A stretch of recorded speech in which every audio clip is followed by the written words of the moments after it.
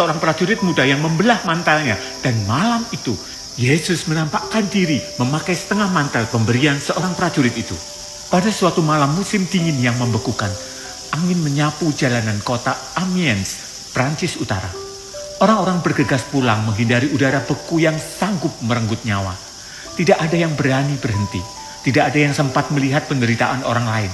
Namun, di tengah kesunyian itu, seorang prajurit muda Romawi bernama Martinus menghentikan langkahnya. Ia bukan imam. Ia bahkan belum dibaptis. Ia hanyalah seorang pemuda biasa, tetapi hatinya tidak sanggup menutup mata. Di gerbang kota, ia melihat seorang pengemis tengah telanjang. Tubuhnya gemetar, bibirnya membiru, matanya memohon tanpa suara. Martinus berdiri di sana, seolah waktu berhenti. Satu sisi hatinya berkata, "Aku tidak punya apa-apa." Namun sisi lainnya berbisik, "Tetapi engkau bisa memberikan kasih." Ia meraba mantel tebal yang dipakainya. Satu-satunya pelindung dari malam yang ganas itu. Mantel yang sebenarnya bukan miliknya, melainkan milik negara, bagian dari perlengkapan tentara Romawi. Namun Martinus tahu, ada hukum lain yang lebih tinggi dari hukum manusia, yaitu hukum kasih. Dengan tegas ia menarik pedangnya. Orang-orang yang di sekitarnya menoleh, mengira ia hendak mengusir si pengemis itu. Tapi yang terjadi justru mengguncang hati semua yang melihatnya.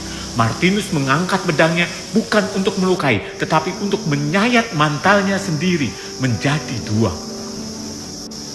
Setengah untuk dirinya, dan setengah lagi ia letakkan dengan lembut di bahu pengemis yang menggigil itu.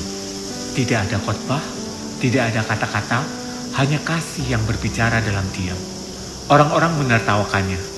"Mengapa membelah mantel sendiri? Kau juga akan mati kedinginan." Tetapi Martinus tetap melangkah pergi dengan hanya separuh mantel dan hati yang penuh kehangatan. Dan malam itu sesuatu yang ilahi terjadi. Saat Martinus tidur, ia melihat Yesus berdiri di dalam cahaya lembut. Di pundaknya terhampar setengah mantel yang tadi diberikan Martinus. Dengan suara penuh sukacita, Yesus berkata kepada para malaikat, "Lihatlah, Martinus yang bahkan belum dibaptis telah menyelubungi aku." Ia menyadari bahwa setiap tindakan cinta, setiap belas kasih yang kita berikan tidak pernah luput dari mata Tuhan. Keesokan harinya, ia segera meminta untuk dibaptis. Ia meninggalkan karier militernya dan seluruh hidupnya berubah menjadi perjalanan panjang untuk melayani orang miskin dan mewartakan Injil. Itulah kisah nyata Santo Martinus dari Tours. Kisah ini mengingatkan kita bahwa Tuhan sering hadir dalam wajah yang tidak kita duga. Dalam orang miskin yang kita abaikan, dalam pengemis yang kita hindari, dalam sesama yang kesepian di samping kita. Dan setiap kali kita memilih untuk mengasihi, kita sedang menyelubungi Kristus sendiri.